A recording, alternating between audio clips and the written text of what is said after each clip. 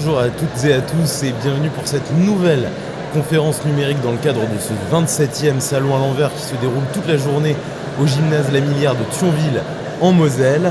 Une nouvelle table ronde consacrée à la dynamique des métiers industriels sur notre territoire. Alors, vous le savez évidemment, notre territoire est fortement marqué par son histoire industrielle qui imprègne notre écosystème économique, nos savoir-faire et même nos paysages. Pourtant, le nord de la Lorraine est aussi souvent associé à la désindustrialisation. L'occasion était donc venue, dans le cadre de ce salon, de faire le point sur la dynamique des métiers industriels de notre territoire avec mes trois invités. D'abord, Flavie Herbrecht, vous êtes directrice des ressources humaines au sein de ThyssenKrupp Presta France. Bonjour. Bonjour. Merci d'être avec nous. Joël Berger, vous êtes directeur général du C2IM, un accélérateur de projets industriels sur notre territoire dont vous nous parlerez lors de cette table ronde. Bonjour aussi. Bonjour. Et puis enfin, Marc Olénine, consultant et formateur bien connu ici. Vous êtes le cofondateur de l'organisme de formation, de conseil et d'ingénierie TTI, Territoire, Transition, Ingénierie. Bonjour Marc. Bonjour. Alors on va commencer avec vous, Joël, par un état des lieux de ces métiers industriels. Quelle est la situation, quelles sont les tendances concernant les métiers industriels sur notre région ? Alors, merci pour cette question. Nous avons identifié trois caractéristiques clés de l'emploi et des compétences dans le secteur industriel.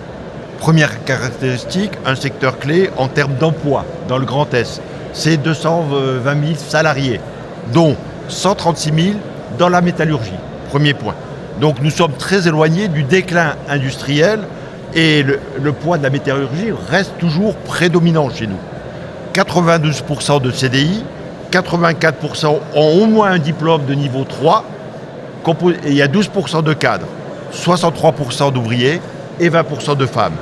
Et contrairement aux idées reçues, il y a peu de précarité d'emploi dans ce secteur. Deuxième caractéristique, il y a des mutations structurelles qui sont en cours, très fort, depuis 10 ans.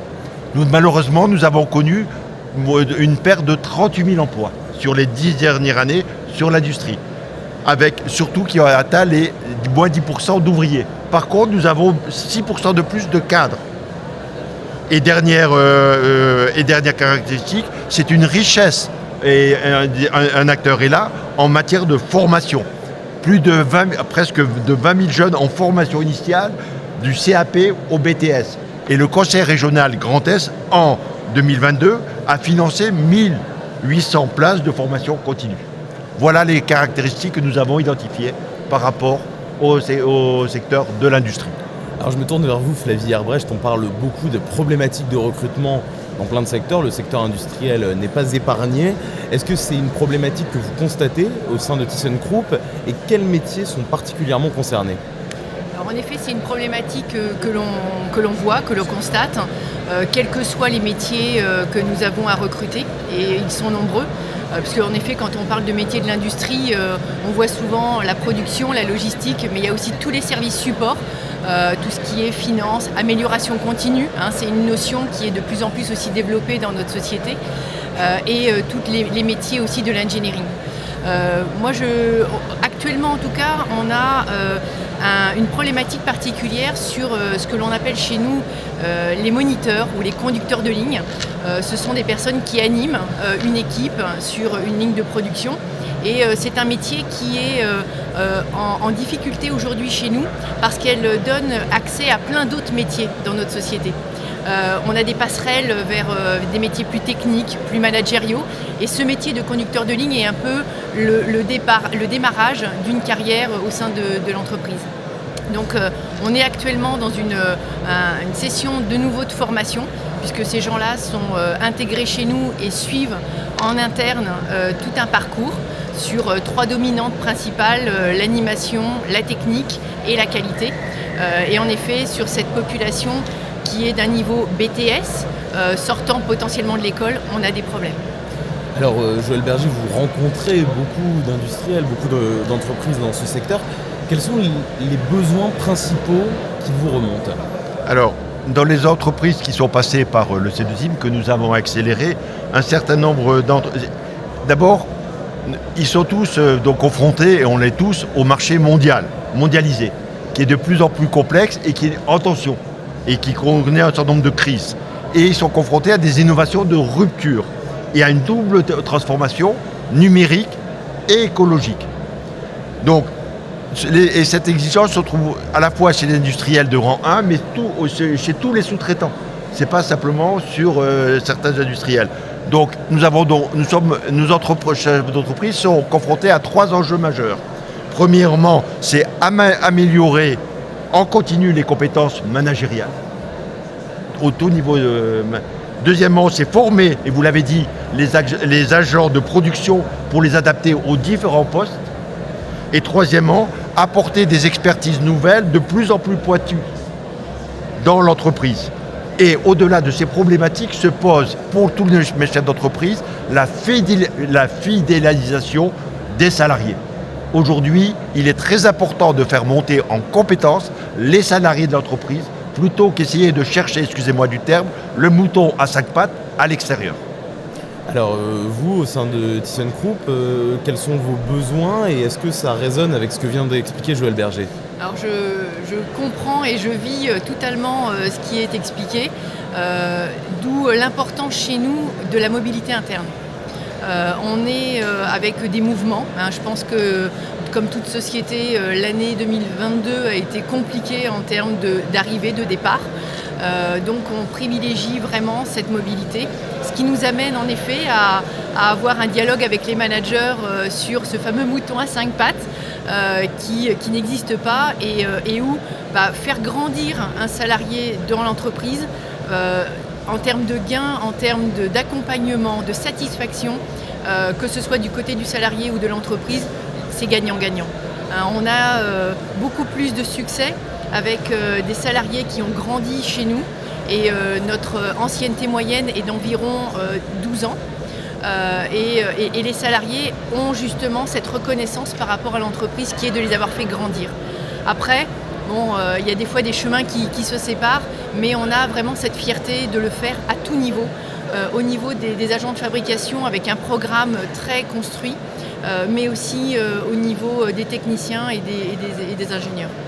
Alors vous parlez, Joël Berger, depuis tout à l'heure du C2IM, dont vous êtes le directeur général. Est-ce que vous pouvez le présenter à ceux qui nous regardent et qui nous écoutent ? C'est quoi le C2IM ? Alors le C2IM, c'est un acteur de projet industriel qui fonctionne sur les 4 départements lorrains de la région du Grand Est. Les entreprises qui sont accélérées par C2IM, c'est des PME, c'est des jeunes entreprises en croissance, 40%, c'est des ETI ou même c'est des filiales des grands groupes. ThyssenKrupp est passé par le C2IM. C'est comment on va, autour d'un projet industriel, mobiliser les expertises compétences à 360 degrés. Stratégie industrielle, RH, R&D, financement public et privé, marché, partenariat industriel. C'est le cœur du réacteur. Et autour de ce cœur du réacteur, nous avons développé 3 processus complémentaires. Le processus, et Madame en a parlé, de monter en gamme des compétences et de recrutement. Où là, nous mobilisons autour de chefs d'entreprise tous les acteurs publics et privés qui sont dans ce domaine-là. Deuxième processus, c'est un processus d'ingénierie de financement pour les entreprises, les projets qui ont besoin du deuxième étage de la fusée en financement. Et troisième processus, on a développé cette démarche dans le cadre de la grande région à travers l'Euro-accélérateur. Et nous avons développé depuis l'année passée avec le Grand-Duché de Luxembourg cette démarche. Et il y a aujourd'hui 21 entreprises qui sont passées, 11 versants lorrains et 10 versants luxembourgeois. Et demain, nous aurons des entreprises sarroises, wallonnes et rhénanes. Voilà le C2IM. Merci, c'était très clair. Au sein de ThyssenKrupp, Flavie Herbrecht, j'imagine que vous travaillez aussi avec les écoles, c'est le cas ? Tout à fait. Les écoles en Lorraine sont très nombreuses et répondent aux métiers de l'industrie, à notre besoin. Alors avec certaines, on a des liens, avec d'autres, c'est plutôt un réel partenariat. Par exemple, avec l'ENIM sur Metz ou Télécom Nancy, mais aussi avec l'IUT de Nancy. Quels que soient les métiers, on a des partenariats. Concrètement, comment ça se matérialise ? Alors, par aussi soit des stages, on accueille énormément de stagiaires chez nous, des projets de fin d'études aussi, sur des périodes de 6 mois, et on a une réelle politique d'apprentissage, puisque au sein de l'entreprise, on a environ une 60aine d'apprentis tous les ans, dans tous les domaines, dans tous les métiers, que ce soit aussi bien RH que achat, que production, logistique, pour justement accueillir ces jeunes et leur donner la partie pratique, j'ai envie de dire, qui leur manque. Alors je me tourne vers vous, Marco Lénine, on arrive dans la formation. Vous êtes, je l'ai dit, le cofondateur de TTI. Alors est-ce que vous pouvez d'abord nous présenter ce que c'est TTI ? Oui, peut-être, et pour clarifier même, une mise en perspective, moi j'ai rejoint le monde de la formation professionnelle dans les années 80, 20 ans après qu'un certain Bertrand Schwartz ait reçu la mission du gouvernement de l'époque de travailler sur les conversions des mines de fer au moment où elles fermaient, puis s'annonçaient des gros problèmes sur nos bassins qu'on connaît bien. Voilà. Donc nous avons hérité un peu ce passé-là. Nous avons beaucoup travaillé sur les mutations de la sidérurgie. Nous avons beaucoup travaillé ces dernières années sur la réindustrialisation des territoires. Enfin voilà, nous avons accompagné un petit peu toutes ces structures-là. Le coup de génie de Bertrand Schwartz, dont je suis peut-être un des derniers héritiers, c'est d'avoir inventé des dispositifs dans lesquels il associait la recherche, en pédagogie, en sociologie, en psychologie, enfin sur ces enjeux-là, la recherche, des praticiens de la formation, donc des professionnels de la formation, et des gens qui étaient concernés, et notamment les entreprises. Voilà, donc c'est un peu là aussi le cœur de réacteur de notre réflexion, et TTI travaille un peu de cette façon-là sur un certain nombre de projets. On considère aujourd'hui que, une bonne part, certains disent 80% des métiers qui seront exercés en 2030 n'existent pas encore. Voilà, c'est peut-être exagéré, mais en tout cas c'est une direction. Il y a une accélération formidable, et vous en avez parlé, qui est un peu liée à la fois à la transition énergétique et environnementale, et puis à la fois aux technologies de l'information, et notamment l'intelligence artificielle. Les mutations auxquelles nous avons été confrontés dans notre histoire, elles s'étalaient sur 10, 15, 20 ans. Là, ça a l'air d'aller à toute vitesse, et c'est pratiquement du jour au lendemain que les entreprises sont confrontées à ces nouveaux enjeux. Donc dans ce contexte-là, on peut diagnostiquer sans trop se tromper que le socle de compétences moyen du personnel des entreprises, peut-être un peu moins dans les grandes entreprises, mais beaucoup dans les PME, est largement insuffisant pour faire face à cette accélération. Voilà. Et donc, s'il y a une révolution industrielle, il y a probablement aussi une révolution de la formation à mettre en œuvre. Nos concepts, les outils conceptuels qu'on a aujourd'hui risquent fort de devenir obsolètes. Les travaux que nous avons tous réalisés sur les socles de compétences, sur les parcours, sur les progressions, sont encore à la hauteur aujourd'hui, mais risquent de ne pas être à la hauteur demain, voilà, et pas après-demain, mais tout de suite demain. Donc notre investissement s'inscrit un peu dans cette logique-là, sur trois dimensions. On peut soit intervenir en matière d'ingénierie pour que les organisations puissent prendre en compte cette transformation, mettre en place elles-mêmes les formations qu'il faut, avoir les organisations qui permettent de le faire. On peut faire directement des formations pour le personnel des structures. On peut aussi être dans une logique d'externalisation et par exemple monter un petit centre de formation à l'intérieur d'une entreprise, où on peut encore accompagner l'ingénierie des ressources humaines des entreprises, notamment des PME, autour de cette idée qu'on peut avoir un management pédagogique qui permette aussi aux salariés d'évoluer en même temps que leur entreprise. Voilà un peu le cadre général. C'est ce que fait TTI, et donc vous appelez à une révolution pédagogique. Quels en seraient les contours ? Alors, on n'appelle pas à une révolution pédagogique, je crois qu'elle est en œuvre et elle est incontournable. Je crois qu'il faut revenir à quelques fondamentaux, et c'est peut-être le moment aussi d'accepter de déplacer le curseur de la formation et du management pédagogique plus vers l'entreprise et un peu sur des rapports différents avec l'école. On a beaucoup investi sur les travaux d'un certain Sen qui avançait un peu des idées sur ce qu'on appelle les capabilités. Amartya Sen. Voilà, Amartya Sen. Voilà. Un peu comme un facteur indispensable de justice sociale et de bonheur et de bien-être au travail. Vous voyez, un peu autour de cette idée-là. Donc si on traduit ça en français, on travaille sur ce qu'on appelle des capacités. En gros, ça se résume à quoi ? C'est-à-dire que faire le choix, que chacun puisse faire les choix dans sa vie personnelle, professionnelle, mais aussi à son travail, qu'il juge estimable et surtout qu'il puisse les appliquer.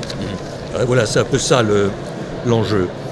Donc on a réfléchi avec d'autres, et pas tout seul, hein, c'est un courant pédagogique qui prend de l'importance sur ce qu'on pourrait appeler des organisations de travail capacitantes. Et ce que j'ai entendu de madame sur l'organisation de travail dans lesquelles elle opère, on est déjà dans des choses de ce type-là. Voilà. Et donc qui nécessite un management pédagogique particulier et qui nécessite probablement une ingénierie des ressources humaines particulier aussi. Voilà. Donc on peut, je ne sais pas si c'est le lieu aujourd'hui d'approfondir, mais l'enjeu c'est effectivement d'avoir des organisations qui multiplient les rétroactions sur les sous-systèmes, les systèmes et sur les décisions, qui remettent au travail, qui rendent le travail des acteurs beaucoup plus réflexif, avec des moments de recul et de réflexion sur ses propres actions, un certain nombre d'autres actions, quoi. C'est encore le bon vieux Edgar Morin qui pourrait résumer et synthétiser un peu la démarche par une formule que voilà. Il faudrait débureaucratiser les institutions et décloisonner la société. C'est vrai pour les savoirs et c'est vrai aujourd'hui, je crois, pour les modalités de construction des savoirs. Et l'entreprise industrielle notamment reste un fabuleux chaudron dans lequel ces expérimentations peuvent se développer. Alors qu'on arrive au terme de nos échanges, j'aimerais vous demander à chacun un mot de conclusion, le message clé que vous voulez faire passer à toutes celles et tous ceux qui nous regardent. Je commence par vous, Joël Berger. Alors, à travers les projets que nous accélérons dans le cadre du C2I, nous identifions une richesse extraordinaire, à la fois des chefs d'entreprise, mais aussi de leur équipe, qui sont prêts à s'engager, à entreprendre et à donner du sens à leur engagement professionnel et à leur engagement individuel. Et ils sont prêts à sortir des sentiers battus, on l'a dit, pour aller au bout de leurs convictions et peut-être de leur intuition. Et moi je crois que, aussi au quotidien, nous constatons que souvent il y a des pesanteurs, des risques réels de nous décourager. Nous devons le dépasser et nous devons enclencher cette dynamique de fidélisation des salariés dans les entreprises et de démontrer que l'industrie c'est la source essentielle pour nos territoires lorrains du Grand Est et national, de création de richesses et d'engagement à la fois de leurs dirigeants et de leurs salariés. Flavie Herbrecht, un mot pour conclure. J'irai aussi dans le sens que vient d'évoquer M. Berger sur finalement l'attractivité de l'industrie. Vous l'avez dit au départ, il y a des fois une mauvaise image de l'industrie, alors que là on vient de parler de métiers qui peuvent être très diverses, qui vont au bout de l'innovation. L'intelligence artificielle, on en a sur nos lignes de production et c'est pas pour ça qu'on démobilise nos salariés dans l'activité. Donc il y a une réelle richesse. Venez tester, j'ai envie de dire, pour s'en rendre compte et vous serez certainement convaincus. Et puis enfin, Marc Lénine, mot de la fin. Tout simplement, très court, s'il y a effectivement une révolution industrielle, et je crois que c'est à ça qu'on assiste, il doit y avoir aussi une révolution éducative. Et voilà ce sur quoi il faut aussi réfléchir. Eh bien, merci à tous les trois, merci à toutes et à tous. Vous pouvez retrouver toutes ces conférences sur les réseaux sociaux. Elles continuent toute la journée ici au gymnase La Millière qui accueille le 27e Salon à l'envers. Vive l'industrie et merci à tous les trois. Merci Paul. Merci Paul.